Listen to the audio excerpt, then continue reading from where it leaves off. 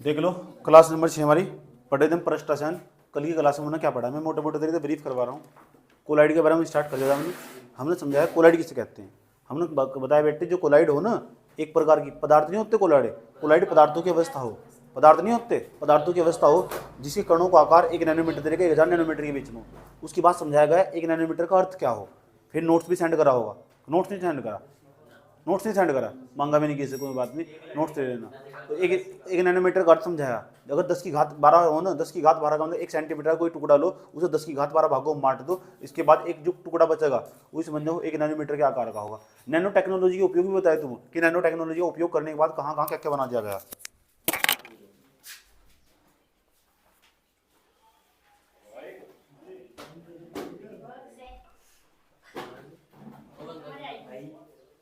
और क्या समझाया था, और समझाया था जो कोलाइड हो ना 1 नैनोमीटर का अर्थ समझाया था।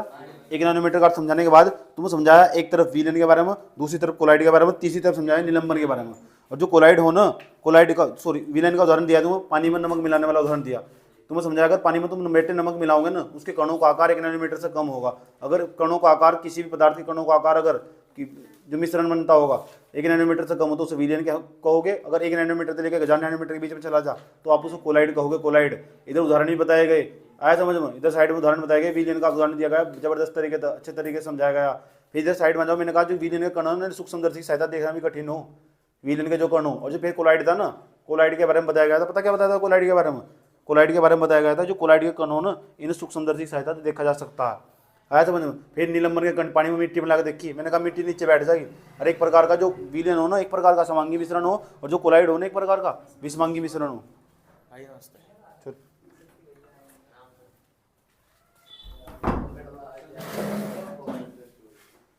बताया था कैसे कैसे मिश्रण हो, उसके बारे में डाटा सब ये आज सेंड कर दूंगा। जो बच्चा नहीं देखा तो वीडियो में मैंने सब बता दिया, वीडियो में सब बता रखा, खुद को बताया तुम इससे होगा। इतनी बात याद रखनी, मैंने कहा ना तो हमें निलंबन पढ़ना, ना हमें ये पढ़ना जिसे विलन कहते हैं, हमें पढ़ना कोलाइड। और कोलाइड के बारे में ये बातें याद रखनी, कोलाइड कोई पदार्थ नहीं होते, पदार्थों की अवस्था हो जिसके कणों का आकार 1 नैनोमीटर से लेकर 1000 नैनोमीटर के बीच में हो।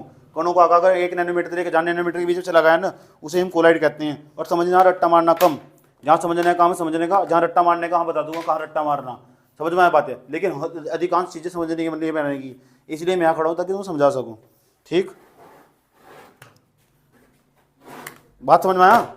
उसके बाद समझाया गया था जो कोलाइड है ना, कोलाइड का हमने वर्गीकरण कर लिया था परीक्षित प्रवस्था तथा प्रेक्षेपण माध्यम के आधार पर। परीक्षित प्रवस्था से कहते हैं, परीक्षित प्रवस्था जो विलयन के अंदर कम मात्रा में हो, विलयन के अंदर नहीं पदार्थ के अंदर कम मात्रा में हो। जो कोई मिश्रण है उसके अंदर कोई पदार्थ कम मात्रा में होगा तो उसे हम परीक्षित प्रवस्था बोल लेंगे। अगर कोई पदार्थ अधिक मात्रा में होगा उसे प्रेक्षेपण माध्यम बोल लेंगे। और दोनों नाम याद ही करने होंगे, इन्हें तुम छोड़कर नहीं भाग सकते। परीक्षित प्रवस्था और प्रेक्षेपण माध्यम की भौतिक अवस्था के आधार पर हमने कोलाइड का वर्गीकरण कर लिया था कल। ठोस ठोस ठोस, द्रव द्रव द्रव, गैस गैस गैस, पूरा टेबल बनाया गया था। यहाँ कल वाला रिपीट कर रहा हूँ, रिकैप दिखा रहा हूँ तुम एक प्रकार का। फिर बता ठोस में ठोस मिलाएंगे क्या होगा, ठोस में द्रव मिलाएंगे क्या होगा, ठोस में गैस मिलाएंगे क्या होगा, फिर इसके बाद द्रव में ठोस मिलाएंगे क्या होगा, द्रव में गैस मिलाएंगे क्या होगा। इस तरह कर 9 रिजल्ट निकले थे हमारे, और 9 के 9 मैंने तुम बताए थे। मैंने कहा टेबल पूरी याद करनी है, आज तक उसमें सवाल नहीं आया, हो सकता है इन फ्यूचर को भी सवाल आ जाए, छोटे छोटे सवाल आओ, इसके उदाहरण बताओ, उसके उदाहरण बताओ, उसके उदाहरण बताओ। ठीक, यूट्यूब पर पढ़ा हुआ आराम से शांति के साथ बैठ कर पढ़ लेना, इसलिए पढ़ाएगा। तो उसके बाद आज हम समझेंगे सरफेस केमिस्ट्री में। आज भी हम कुछ नए समझने जा रहे हैं, बहुत इंपॉर्टेंट होगा और अच्छा होगा। सबसे बड़ी खास बात होगी तुम रटने के नहीं, समझ में आई बात। है सबसे बड़ी खास बात ये होगी तुम रटने के नहीं, और पूरा का पूरा सिस्टमेटिकल तरीके से मैंने तैयार किया हुआ, पहले से नोट्स तैयार कर रखा, मैं भेज दूंगा। तुम सिर्फ समझने पर ध्यान दोगे, लिखना है कुछ नहीं, सिर्फ समझने पर ध्यान दोगे। उसके बाद मुझे सुनाओगे, समझोगे समझोगे। मैं कहूँगा लिखना कैसे, जरूरी नहीं है नोट्स भी नहीं भेजना, नोट्स भी तुम खुद ही लिख सकते हो, इतना मैं तुम्हें सक्षमता पैदा कर दूंगा तुम्हारे भीतर। समझ में आया बात। या चलो आज हम क्या पढ़ने जा रहे हैं, हेडिंग बना लो बस, हेडिंग हेडिंग काम की हमारे यहाँ से। चलो हेडिंग बनाओ, कल भी हेडिंग बना के छुड़वा दी थी। हेडिंग थी कोलाइड का वर्गीकरण, आज फिर कोलाइड का वर्गीकरण कर रहे हैं। कोलाइड का वर्गीकरण, कोलाइड का वर्गीकरण, कोलाइड का वर्गीकरण, कोलाइड का वर्गीकरण। परीक्षित प्रवस्था, परीक्षित प्रवस्था, परीक्षित परीक्षित प्रवस्था तथा प्रेक्षेपण माध्यम। कोलाइड का वर्गीकरण परीक्षित प्रवस्था तथा प्रेक्षेपण माध्यम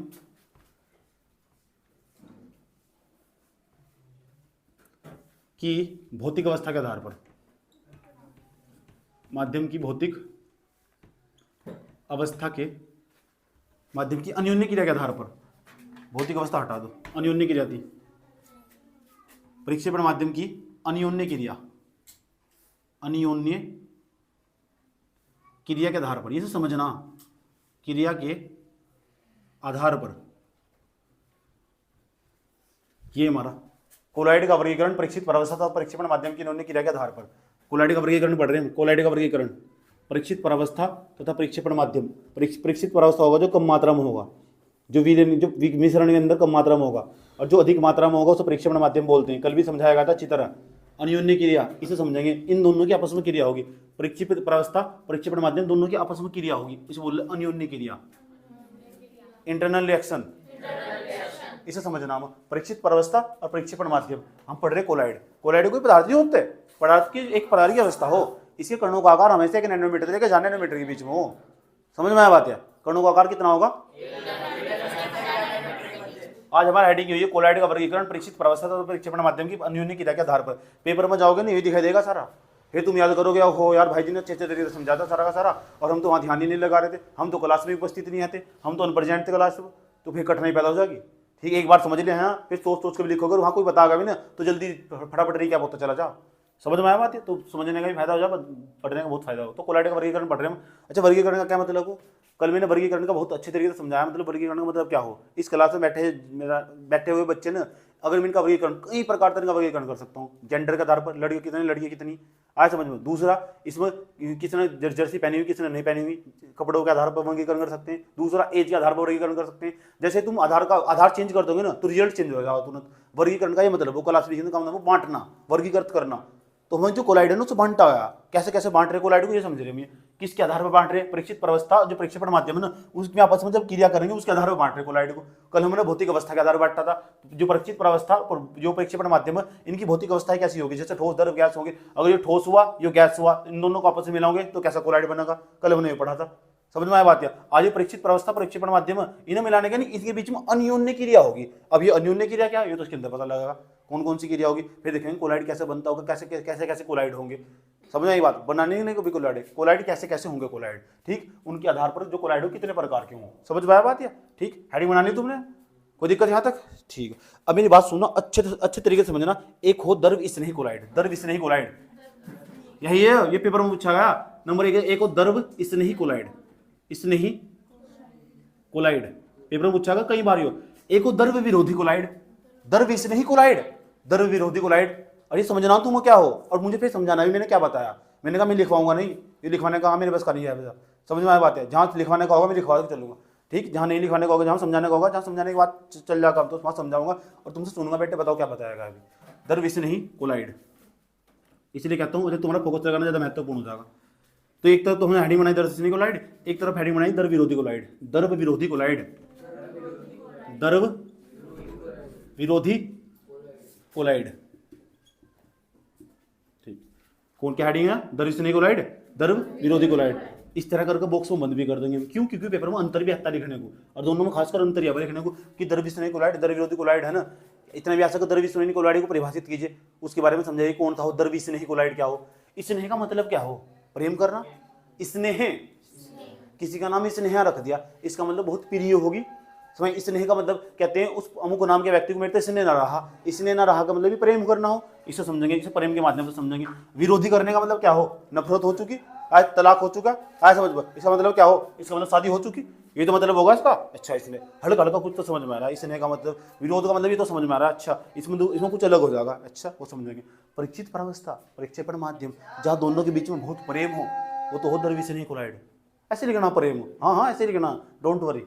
जहाँ परीक्षित परावस्था प्रक्षेपण माध्यम के बीच में, दोनों के बीच में प्रेम ना हो, जबरदस्ती शादी करवाने की कोशिश कर रहे हो, आज समझ। परीक्षित परावस्था प्रक्षेपण माध्यम की जबरदस्ती शादी करवाने की कोशिश कर रहे, उसे द्रव विरोधी कोलाइड कह देंगे। सद्य शुद्ध से समझ में आ रही? आज समझ, कुछ ऐसा ही होगा क्या? हाँ कुछ ऐसा ही होगा। अभी मैं लिखवाने जा रहा हूँ, टेक्निकल बताऊंगा क्या क्या मैं सुनने वाला हूँ। ध्यान तो समझ में आ रहा है ना बात? या द्रव स्नेही का मतलब समझ में आया क्या? होगा तो कोलाइड, और कोलाइड की खास बात होगी इसके कणों का आकार 1 नैनोमीटर से 1000 नैनोमीटर के बीच में होगा। दूसरी खास बात ये होगी वो मिश्रण जो होगा ना, वो विषमांगी मिश्रण नहीं, समांगी मिश्रण नहीं होगा ना, विषमांगी मिश्रण होगा। आए समझ में? अकल समझाया गया था विषमांगी मिश्रण क्या हो, अच्छी तरह उदाहरण दिए गए थे। विषमांगी मिश्रण दो बात याद रखनी कोलाइड के बारे में। नंबर फर्स्ट, उसके कणों का आकार 1 नैनोमीटर से लेकर 4 नैनोमीटर के बीच में होगा। दूसरा, वो एक प्रकार का विषमंगी मिश्रण होगा। ये दो तो बात याद रहेगी।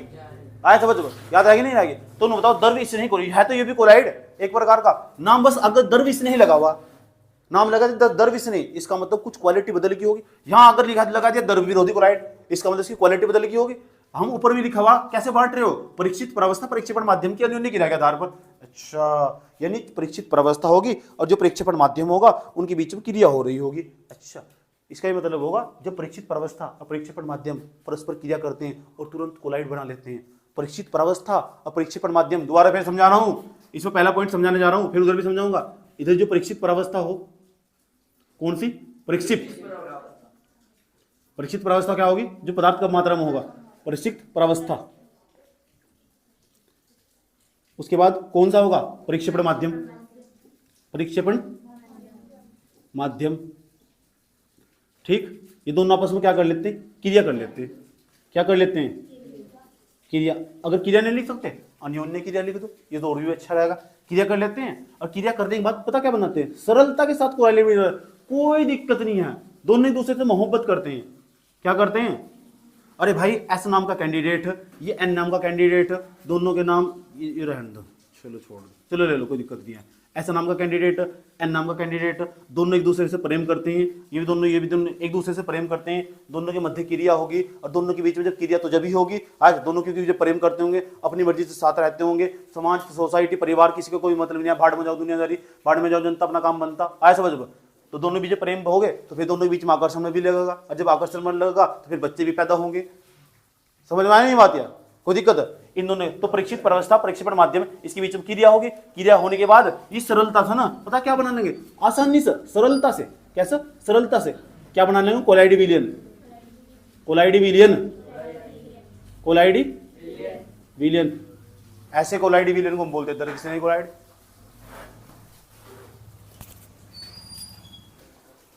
बात समझ में आई?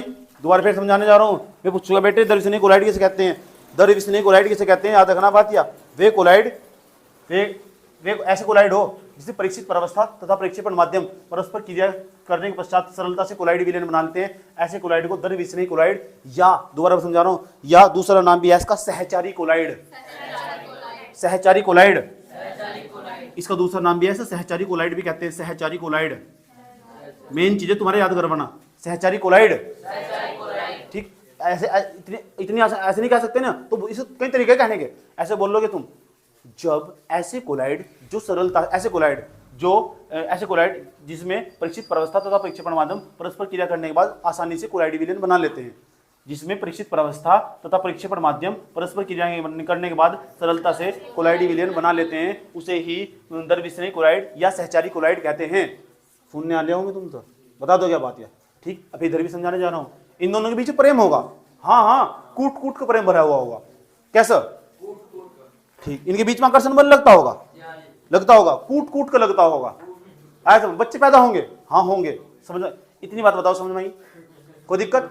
लेकिन एक बात बताओ तुम, हो सकता कभी कभी हम इन दोनों को, अगर जो द्रव स्नेही कोलाइड है, अगर हम इसका अवक्षेपण भी कर देना, अवक्षेपण करने का मतलब क्या हो, जो हमारे परीक्षित प्रवस्था प्रक्षेपण माध्यम दोनों को अलग भी कर दिया ना हमने जिंदगी में, और इन्हें जीवन में कभी एक साथ होने का मौका मिला, तो दोनों के बीच में प्रेम था। आज ये ऐसा नाम का कैंडिडेट था, देख लो, ये ऐसा नाम का कैंडिडेट था और ये एन नाम का कैंडिडेट था। आया समझ में? इन दोनों के बीच में प्रेम था, शादी भी करवाई थी। हो सकता समाज, सोसाइटी ने, इनके घर वालों ने, परिवार वालों ने अलग कर दिया हो ना, ठीक है, लेकिन प्रेम तो फिर भी जिंदा रहेगा ना। आया समझ में? दूर रहने के बाद भी, ठीक है, तेरी याद जब आने लगी है, इस तरह की, वही समझ, तो जिंदा रहेगा। लेकिन कभी पास आने का मौका मिला, हो सकता है कि शादी हो जाए, इसकी भी शादी हो जाए।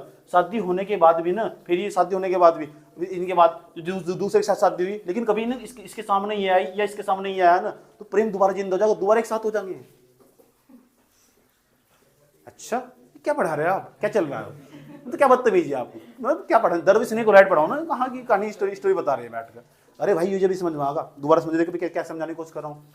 यदि द्रव स्नेही कोलाइड का अवक्षेपण कर दिया जाए, अवक्षेपण का मतलब दूर दूर कर दिया जाए, द्रव स्नेही कोलाइड के अंदर अवक्षेपण कर दिया जाए, इसका मतलब वो परीक्षित प्रवस्था इन दोनों को प्रक्षेपण माध्यम को अलग कर दिया जाए, इन्हें तो पुनः आपस में मिलाए जाने पर पुनः ये कोलाइड विलयन बना लेते हैं, पुनः कोलाइड विलयन बनाते हैं। दोबारा पता लग गया, दोबारा कोलाइड विलयन, दोबारा फिर शादी कर बैठ जाएंगे।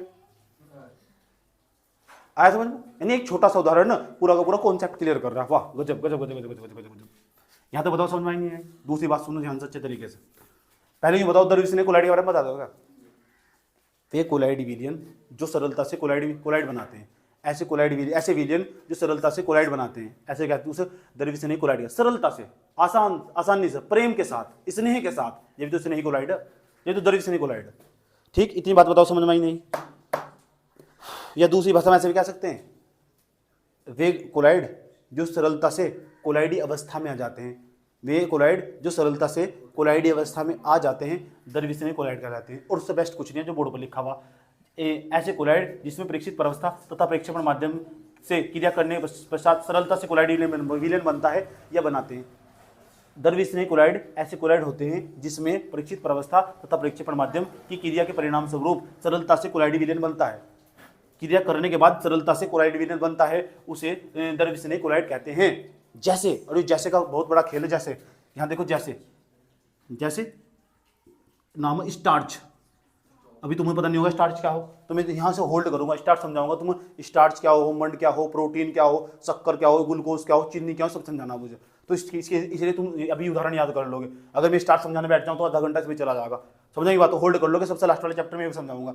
स्टार्च याद कर लोगे। स्टार्च एक प्रकार के मीठे टाइप के पदार्थ हो, इसके अंदर पाई जा, गन्ने के अंदर ही पाई जा, सीरी के अंदर ही पाई जा, बहुत लंबे लंबे प्रोटीन हो। जैसे स्टार्च हुआ, प्रोटीन हुआ, ये सब इसके उदाहरण है। प्रोटीन, तुम्हारी सबकी बॉडी में प्रोटीन की जरूरत नहीं पड़ती, नाम तो सुना ही हो प्रोटीन का, भले पता नहीं प्रोटीन क्या हो। आया समझ? इतनी बात बताओ समझ में आई नहीं है? कोई दिक्कत यहाँ तक? आदि ETC। अब बताओ, तुम बताओ दरविसनी कोलाइड के बारे में कितनी बातें याद होगी? नंबर फर्स्ट उसकी परिभाषा याद होगी, नंबर 2 उसके उदाहरण याद होगे। कोई दिक्कत? दोबारा बताओ, दरविसनी कोलाइड बता दोगे? दरविसनी कोलाइड एक ऐसा कोलाइड होता है जिसमें परीक्षित परावस्था तथा परीक्षेपण माध्यम की क्रिया के बाद सरलता से कोलाइडी विलयन बनता है, उसे दरविसनी या सहचारी कोलाइड कहते हैं। इतनी बात बताओ समझ में आई नहीं आई? ठीक, इसे हम दर्वरागी भी कहते हैं। दर्वरागी, रोगी नहीं, दर्वरागी। आसानी से कोलाइड विलयन बना लेते हैं। ये दो बात समझ में आई। इसके उदाहरण याद रहेंगे, स्टार्च, प्रोटीन। लिखना कुछ नहीं, दिमाग पर जाना चाहिए सारा का सारा डाटा। बता दोगे इसके बारे में? सुन लूं मैं, पक्की बात है? ठीक है, पहले 2-3 पॉइंट और बता दो इसके बारे में, फिर सुनने में आनंद आएगा, फिर घर जाएंगे। ठीक, फिर तुम लिख भी लोगे, कोई दिक्कत तो नहीं है। मैं सब समझा चल रहा हूँ, किसी नोट की जरूरत नहीं पड़ने की। तुम्हें समझ में आया बात है? ठीक, मेन चीज है, मैं तुम्हारे याद करवा रहा हूँ। ये पहला पॉइंट है, तुम चाहे तो दूसरे पॉइंट में उदाहरण लिख सकते हो। कितने पॉइंट हो गए? 2। ठीक, अभी बताओ, जो दरविसनी कोलाइड हो गए, अगर हमने इनका अवक्षेपण कर दिया, अवक्षेपण का मतलब दूर दूर कर दिया। इसका दूर दूर कैसे कर दिया? परीक्षित परावस्था को परीक्षेपण माध्यम से। ये दोनों तो एक दूसरे से प्रेम करते थे, और जीवन काल में दोबारा पास आने का मौका मिल जाए तो दोबारा मिल जाएंगे, और जब दोनों के दोनों मिल जाएंगे तो फिर कोलाइड बन जाएगा। इसका मतलब यदि इनका अवक्षेपण भी हो जाए, इनका दरविसनी कोलाइड का अवक्षेपण भी हो जाए, तो ये पुनः आपस में लाए जाने पर पुनः आसानी से कोलाइड विलयन बना लेते हैं, पुनः सरलता से कोलाइड विलयन बना लेते हैं। ये तीसरा पॉइंट याद रखना, या दूसरा पॉइंट मानकर चलो। पहला पॉइंट याद होगा, पहले पॉइंट में उदाहरण से पूरा लिख दोगे। दूसरे पॉइंट की खास बात है, अगर इसका अवक्षेपण भी हुआ ना, क्या हुआ? अवक्षेपण, तो ये दोबारा फिर कोलाइड विलयन बनाते हैं। यह बात याद रहेगी? ठीक, दूसरा पॉइंट, यदि यानी दूसरा पॉइंट इसे नहीं मानते, उदाहरण के अंदर इसे ले लेना। यदि इनका किनका दरविसनी कोलाइड का अवक्षेपण हो जाए, अवक्षेपण का मतलब समझ रहे? परीक्षित परावस्था परीक्षेपण माध्यम तुमने दूर कर दिया सर। ठीक, हो जाए तो ये सरलता से ये पुनः कोलाइड विलयन बना लेते हैं, पुनः कोलाइड विलयन बना लेते हैं।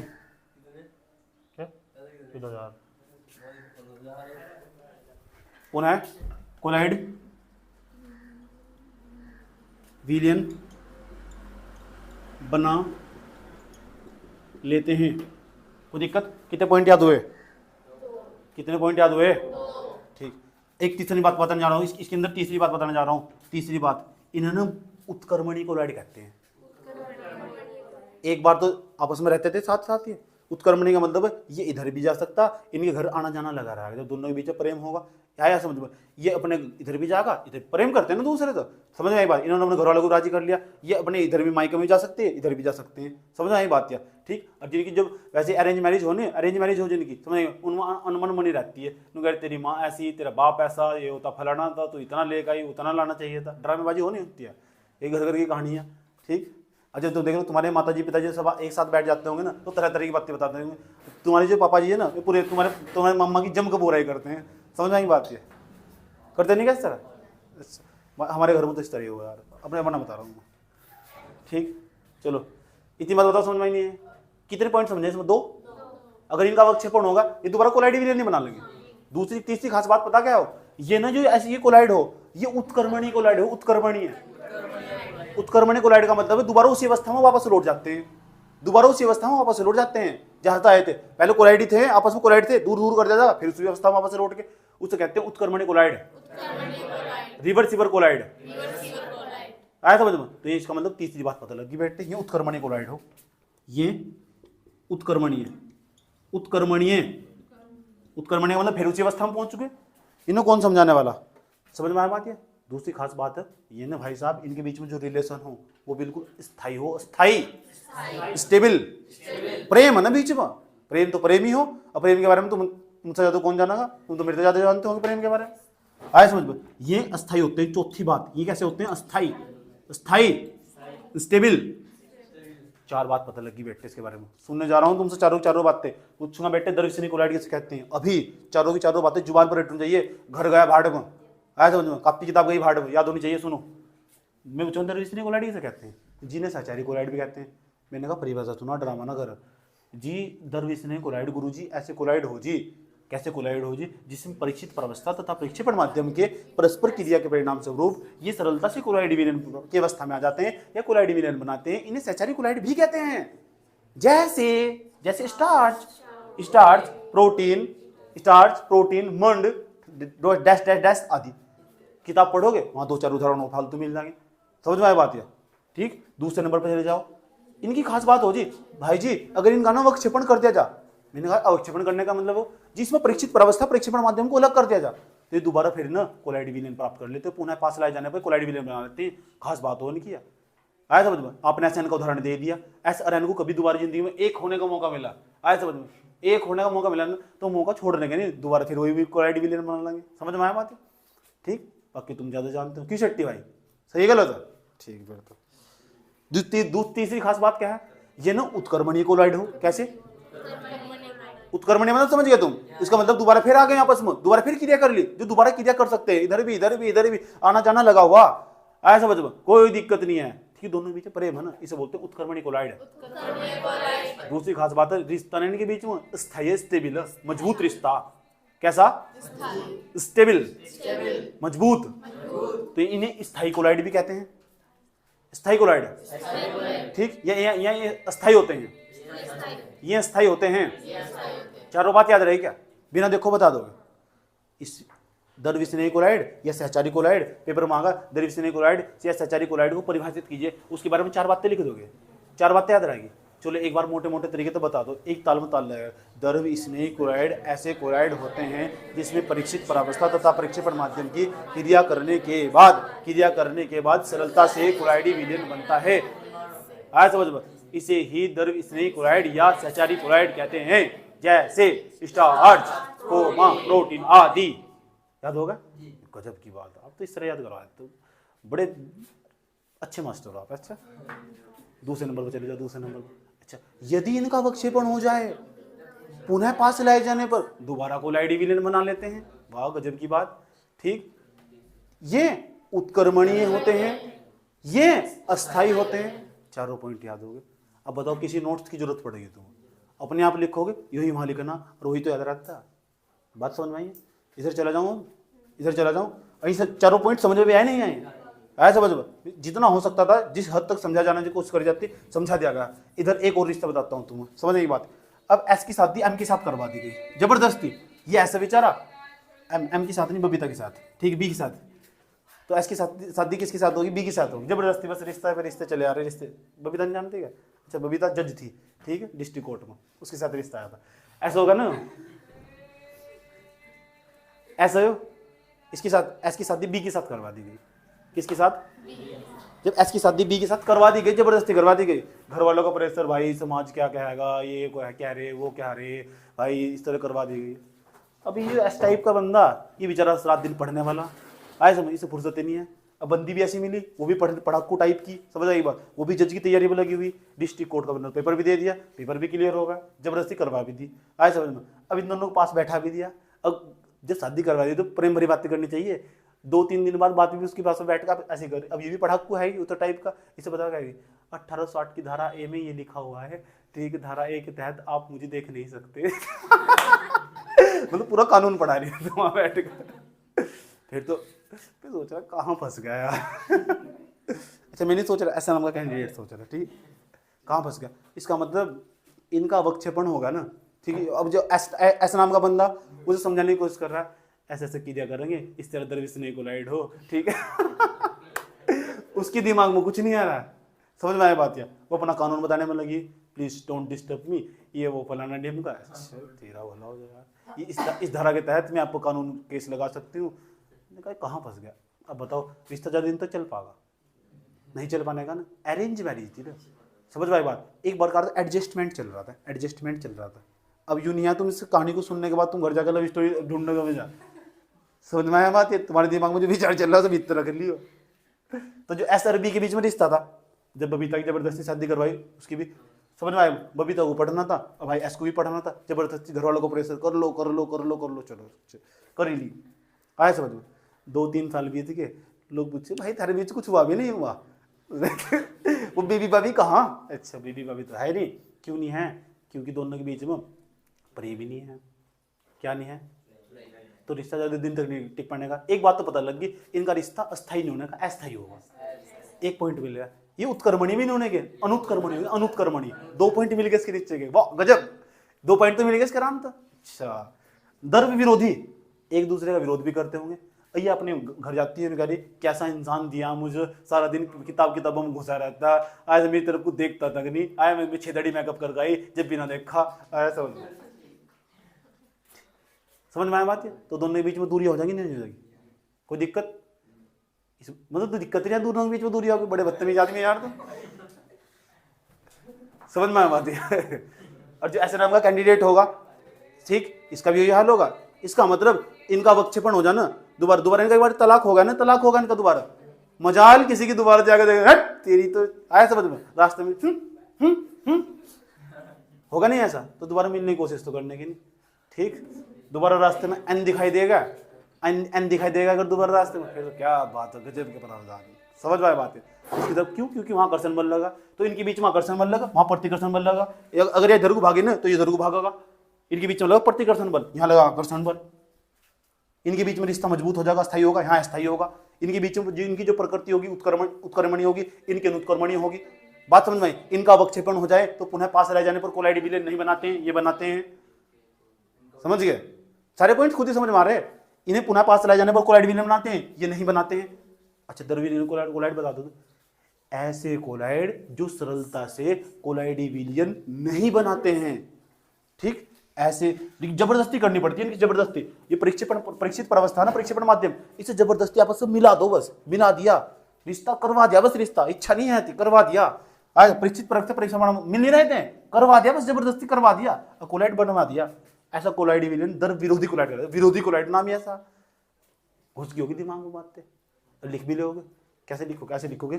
ऐसे कोलाइड जो सरलता से कोलाइडी विलयन नहीं बनाते हैं, या ऐसे कोलाइड जिसमें परीक्षित प्रावस्था तथा परीक्षेपण माध्यम की परस्पर क्रिया करने के बाद सरलता से कोलाइड विलयन नहीं बनता है। इसका मतलब जबरदस्ती करते होंगे जब सरलता से नहीं बनता होगा तो, ठीक। ऐसा कोलाइडी विलयन दर विरोधी कोलाइड कहलाता है।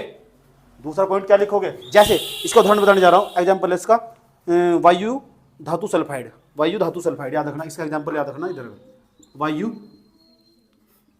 धातु सल्फाइड, धातु सल्फाइड उदाहरण भी दे रहा हूं, सल्फाइड इसका उदाहरण जैसे H2S, ये हाइड्रोजन ये सल्फर जबरदस्ती मिलाया गया, ये कोलाइड विलयन बनाया गया, जबरदस्ती, ये हाइड्रोजन ये सल्फर। समझ में आई बात है? हाइड्रोजन एक प्रकार की गैस है, सल्फर एक प्रकार की धातु होगी, तो इसे आपस में मिला दिया, जब मिलाने के बाद इनका कोलाइड विलयन तैयार कर दिया। तो गलत बात है, बदतमीजी वाली बात है। तो ऐसा जब नहीं आती इच्छा फिर तलाक नहीं हुआ बाद में। इनका अवक्षेपण नहीं होगा, जब अवक्षेपण होगा अब पुनः पास लेकर आओगे दोबारा मिल जाएंगे, दोबारा कोलाइड विलेन बना देंगे, नहीं मिलाने के ना। ठीक, सुनने वाला होगा तुम साले तुम्हारे पास बस। ठीक, उसके बाद हाथों माइक दूंगा, बेटे बता क्या बताया, फिर देखा सर डालना चाहूंगा तुम। तीसरे नंबर पर ये इनकी प्रगति कैसी होती है, अनुत्क्रमणीय होती है। दूसरा ये अस्थायी होते हैं, अस्थायी अनस्टेबल रिश्ता है। कैसा रिश्ता है यार, ऐसा बस उसने एक बात बोल ली, तुमने मेरी माता को नमस्ते नहीं की है, उनके पैर छूने चाहिए थे। मैंने कहा मेरे बस की नहीं है पैर छूने, दुनिया मेरे पैर छूगा था, मेरी माँ के पैर छूता फिरूंगा। समझ में आया बात है, कोई दिक्कत इस तरह करके बस फिर रिश्ता टूट चुका है, अस्थायी रिश्ता था बस। दरविरोधी कोलाइड, दरविरोधी कोलाइड रिश्तों में समाप्त होगा। लिख लोगे इसके बारे में पहले एक बार मोटे मोटे तरीके से यूँ बताओ तो इधर वाला में एक बार पूरा सही तरीके से बोल के बता रहा हूँ, सही तरीके से कैसे लिखना। द्रव्य विरोधी कोलाइड, द्रव्य विरोधी कोलाइड कैसे लिखोगे सुन लो ध्यान में आकर। ये ऐसे कोलाइड होते हैं जो सरलता से कोलाइड विलयन नहीं बनाते। एक परिभाषा लिख सकते हैं, ऐसे लिख सकते हैं, ऐसे कोलाइड विलयन जिसे परीक्षित प्रावस्था तथा प्रक्षेपण माध्यम की क्रिया करने के बाद सरलता से कोलाइड विलयन नहीं बनता है, ऐसे कोलाइड विलयन द्रव्य विरोधी कोलाइड कहलाते हैं। जैसे वायु धातु सल्फाइड, जैसे H2S। ओके, उसके बाद लिखेंगे इनका ऐसे लिखेंगे यदि इनका अवक्षेपण हो जाए, तो पुनः पास लाए जाने पर ये कोलाइड विलयन नहीं बनाते हैं। उसके बाद इनकी प्रकृति अनुत्क्रमणीय होती है, अनुत्क्रमणीय ये प्रकृति में अस्थायी होते हैं। लिख लोगे पक्की बात है सारे पॉइंट, कोई दिक्कत है ना। एक काम करो, थोड़ा टाइम देता हूँ, इधर के पॉइंट और इधर का पॉइंट अभी लिख के दिखाओ कॉपी के अंदर सब।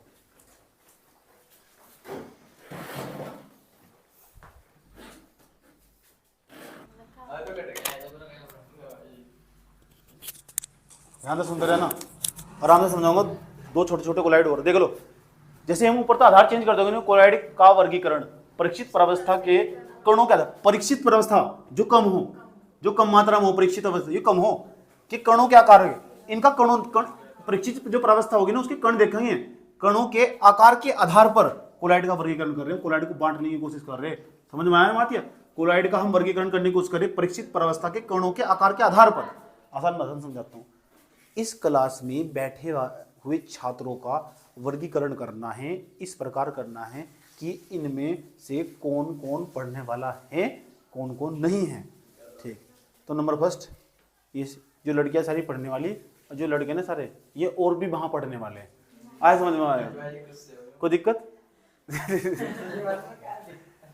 इतनी बात बता, समझ में नहीं है? ठीक, तो जो लड़कियां नहीं ये सारी उड़ने वाली, आए समझ में? एक बात है, तुम धसे हुए। ठीक, कोई दिक्कत है? बढ़िया। अभी मैं रिजल्ट चेंज करता हूँ, मैं आधार चेंज करता हूँ। लड़के लड़कियों का वर्गीकरण करना, मुझे बच्चों का वर्गीकरण करना। ऐसे बच्चों का वर्गीकरण करना है क्लास में बैठे हुए जिनका गर्लफ्रेंड या बॉयफ्रेंड है। ऐसे समझ में? अब देखिए इस तरह कर लेंगे। भाई जी कहते मेरे बारे में बताने लगे, नहीं बताने लगा, घबराओ ना, 10th नहीं बताने के, रहने दो पब्लिक। ठीक, सुन लो तो तुरंत चेंज होगा, क्योंकि मैंने आधार चेंज कर दिया ना। गर्लफ्रेंड तथा बॉयफ्रेंड के आधार पर बच्चों का वर्गीकरण। पहले हेडिंग क्या थी? पहले हेडिंग थी पढ़ने तथा ना पढ़ने वालों के आधार पर बच्चों का वर्गीकरण। फिर नीचे रिजल्ट भी चेंज हो जाए। अब मैंने यहाँ ऊपर देखो चेंज कर, कोलाइड का वर्गीकरण कर रहे हैं परीक्षित प्रावस्था के कणों के आकार के आधार पर। जैसे मैं आधार चेंज करूंगा नीचे रिजल्ट भी चेंज हो जाएगा। बात समझ में आया? ठीक, आ जाओ चलते हैं। अब बहुआण्विक कोलाइड, बहुआण्विक कोलाइड ये एक प्रकार का ऐसा कोलाइड हो, इसके जो कण हो ना ये कोलाइड नहीं हुआ करते। कोलाइड के कणों का आकार तो 1 नैनोमीटर या नैनोमीटर के बीच में हो, लेकिन ये छोटे छोटे जो कण है ना, इसके कण या परमाणु होते हैं, इसके या अणु होते हैं। इसके जो अणु हो, ध्यान से सुनना, इसके कणों का आकार 1 नैनोमीटर से भी कम हो। एक कण उठाया, ये परमाणु उठाया, उसका आकार 1 नैनोमीटर से भी कम है। जब 1 नैनोमीटर से कम होगा इसका मतलब वो कोलाइड तो होने का ही नहीं, वो तो विलयन होगा। इसका मतलब फिर तो ये आपने लिख रखा कोलाइड, लेकिन एक खास बात है इसकी, इस आपस में मिला दो। 1 नैनोमीटर वाला 1 नैनोमीटर, फिर इनका जब बहुत सारे मिल जाएंगे ना आपस में, मिलने के बाद जो एक बहुत बड़ा अणु बनता होगा उसका आकार 1 नैनोमीटर से ज्यादा हो जाएगा नहीं हो जाएगा? जो काम एक अकेला इंसान नहीं कर सकता वो सब मिलकर कर सकते हैं। जैसे कंपनियां काम करती है, आया समझ में? क्यों कहते हैं? अकेला बंदा काम कर रहा है कंपनी में, जो काम एक अकेला व्यक्ति नहीं कर रहा सब मिलकर कर सकते हैं। आया समझ में? ये कोलाइड विलयन बनाए नहीं थे।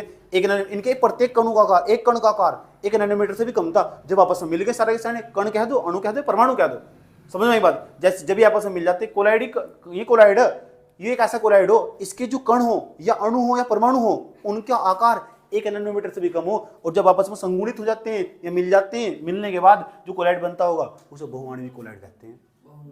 बहुआण्विक कोलाइड, उसका आकार 1 नैनोमीटर से लेकर 11 नैनोमीटर के बीच में चला जा, और जब 1 नैनोमीटर से 11 नैनोमीटर के बीच में चला जा तो वो हमारा कोलाइड विलयन होगा, उसे बहुआण्विक कोलाइड विलयन कहेंगे। बहुत सारे अणु होंगे, आणविक बहुत सारे अणु आपस में मिले होंगे, क्या कोलाइड बन जाता होगा।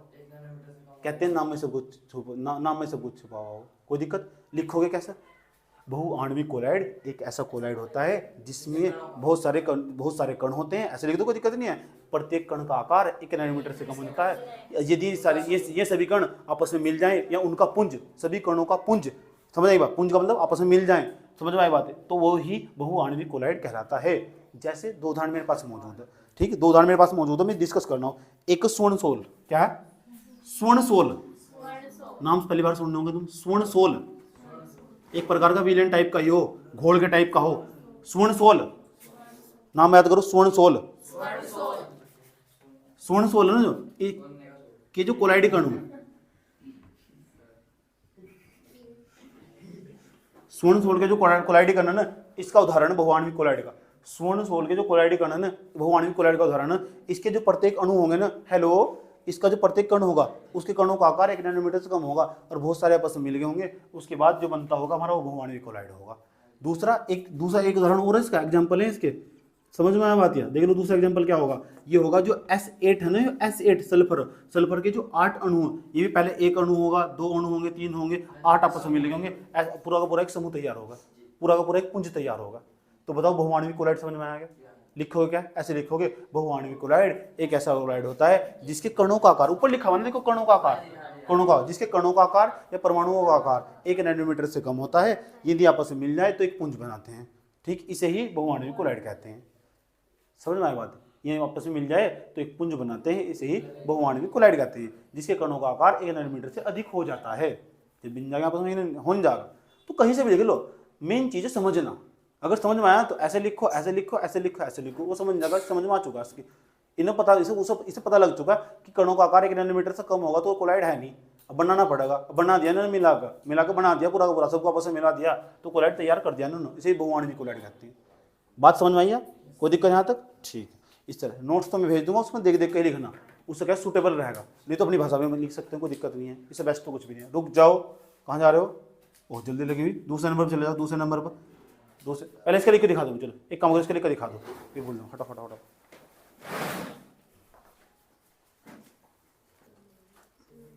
सुनो, ये पढ़ लिया हमने बहुआण्विक कोलाइड, ये बहुआण्विक कोलाइड पढ़ लिया। अब हम पढ़ेंगे बृहद आणविक कोलाइड। इनके कोलाइड विलयन बनने की जरूरत नहीं है, ये स्वयं में ही कोलाइड हो, इनके कणों का आकार 1 नैनोमीटर से 1000 नैनोमीटर के बीच में पहले से ही हो, ये स्वयं कोलाइड विलयन हो, इनका अणुभार भी उच्च हो, जो प्रोटीन नाम हो ना, प्रोटीन आया समझ में, ये प्रोटीन हो, डीएनए के भीतर ही प्रोटीन पाया जा, पूरा जो बॉडी ना हमारा उसमें प्रोटीन ही काम कर रहा है, याद रखना बात है, ठीक। जब हम बायोलॉजी पढ़ाएंगे तो अच्छी तरह गहराई में जाकर समझाएंगे तुम वहाँ। तो जो बृहद आणविक जो कोलाइड हो ना, बृहद आणविक कोलाइड नहीं, स्वयं में पहले से ही कोलाइड हो, ऐसे लिखोगे तुम, ये स्वयं में, ये इस प्रकार के कोलाइड स्वयं ही कोलाइड विलयन होते हैं, कोलाइड होते हैं, इस प्रकार के कोलाइड स्वयं ही कोलाइड होते हैं। इनके कणों का आकार 1 नैनोमीटर से लेकर 1000 नैनोमीटर के मध्य होता है, लिख दो क्या बात है, ठीक। जैसे उच्च अणुभार वाले प्रोटीन, उच्च अणुभार वाले प्रोटीन, ठीक, ऐसे लिखते हैं, इनका अणुभार उच्च होता है, 2-3 लाइन याद रखनी। नंबर फर्स्ट, पहले नंबर, ये स्वयं में कोलाइड होते हैं, इनका अणुभार उच्च होता है, इनका आकार 1 नैनोमीटर से लेकर 1000 नैनोमीटर के मध्य होता है। जैसे जैसे लिखो, चलो लिख लो,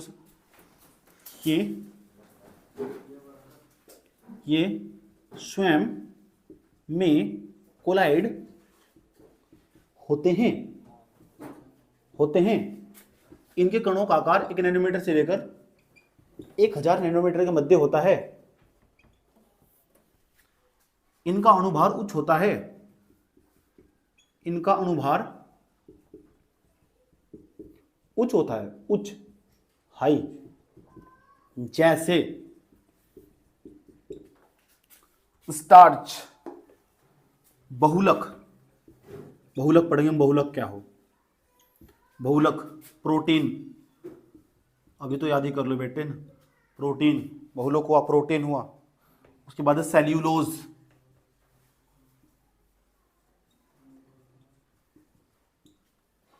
सेल्यूलोज, उसके बाद डोटेड डोटेड आदि। इसके बाद कल हम अपनी हाथ कहानी आगे बढ़ाएंगे।